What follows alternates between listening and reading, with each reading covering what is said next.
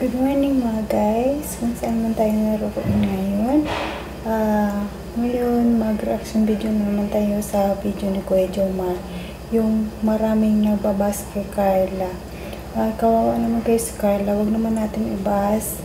Kasi kawawa naman siya kasi naka-apekto din sa kanya. Tulungan na lang natin at suportahan ang Jomcar para pare-pareha tayong masaya. Pangit din naman kasi yung nakakasama tayo ng kalooban ng kapareha natin. Intindihin na lang natin ang pinagdaraanan niya. Talagang sa part naming mga babae, talagang struggle talaga yung sa amin every month.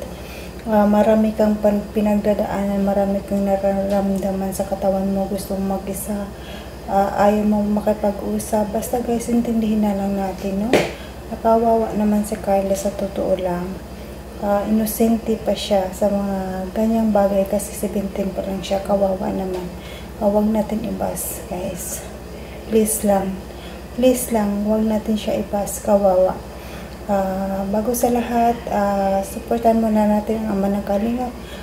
Kuya Bal Santos Matubang, Ate Igna Vlog, Jack Tapia Pantubang, Kalingap Rab, Joma Vlog, at saka mga charity vloggers, key boys, Kalingap supporters, Kalingap team, at sa lahat ng bumubuo ng Kalingap.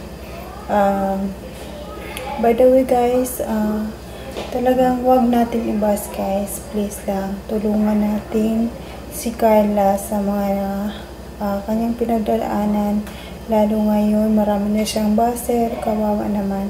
Baka mapektuhan pa ang kanyang pag-aaral, kawawa naman siya. Para tuloy-tuloy lang ang Jomcar, si Carla, alam ko man si Carla hindi man magbago, may pinagdadaanan. Please lang guys, kaya si Kuya Jomar pinagtanggol siya. Kaya ito guys, panoorin natin, tara. Masasabi mo na may mga naging bashers na si Baby Carla dahil sa episode 12. Sorry po. Sana po wag niya naman po ay discourage po na mag-bash po tayo sa mga po tawag niyan.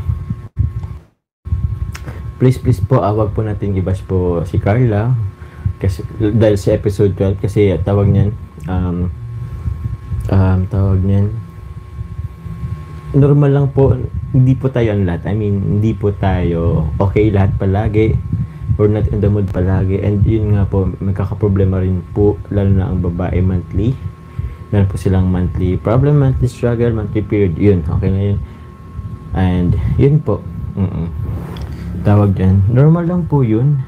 Opo, wag, please don't bash Carla po. Dahil dun sa nangyari.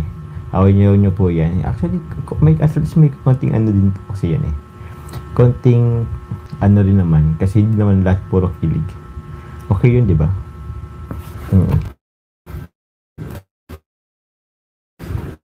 Pero kahit sino man po, kasi kahit papano po, maano rin po yung tawag niyan. Masakit din po yan sa sa loob. Pag inano rin po nila yan.